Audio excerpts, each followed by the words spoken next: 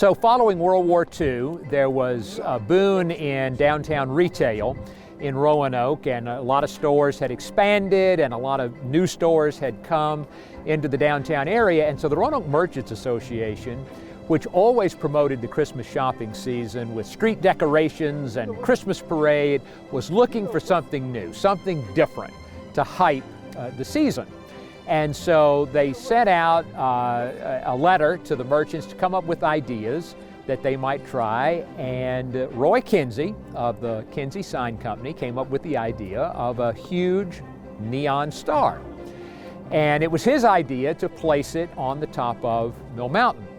And so the Roanoke Merchants Association partnered with the Chamber of Commerce to create what we now know today as the Roanoke Star. A fundraising letter went out to raise the money for the star, and ultimately the star came into fruition. Roanoke Bridge and Iron Works was responsible for the steel framing, and so they needed to make sure that all of the parts were going to go together, all of the parts were going to work.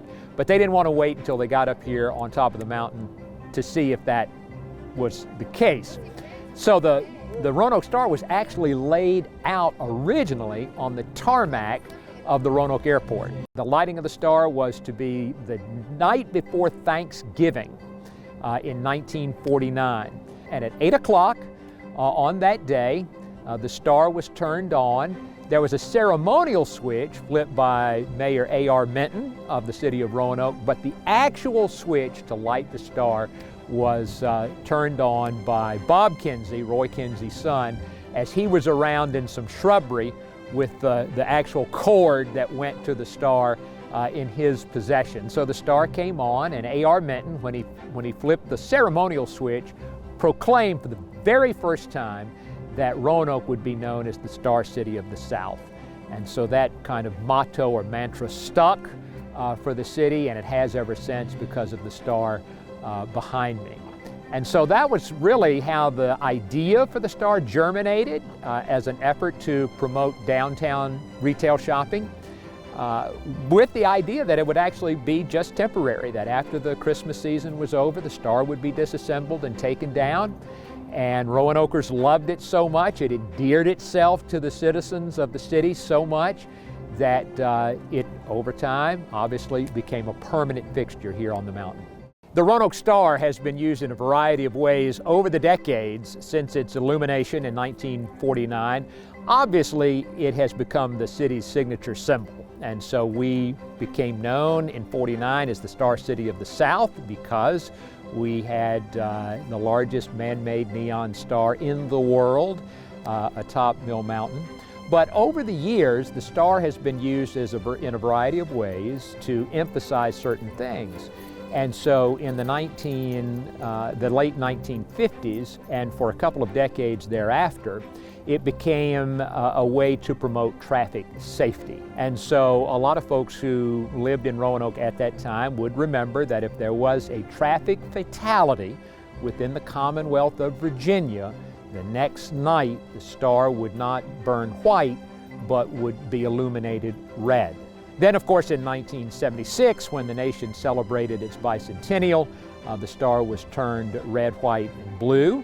Then the occasion when there was the massacre at Virginia Tech, the shooting there, the star was turned off for one night to express sympathy and solidarity with the Virginia Tech community. The star, I think, particularly here at the Overlook, is probably one of the most visited places in our city. I can't think personally of a time when I've had people visit from out of town, out of state, out of the country, who one of the first places that we come and visit to get this wonderful vista is to come up here to the star.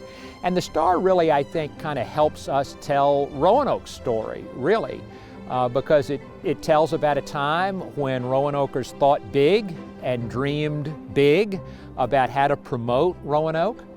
And so this star is still, 75 years later, serving that exact same purpose today, reminding us of who we are, reminding us of what we have been, reminding us of our future.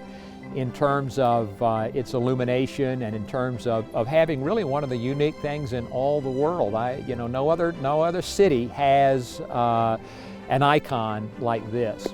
And so the star is still used by the city in a variety of ways today as a way to remain that kind of beloved star and that beloved symbol of our All-America city.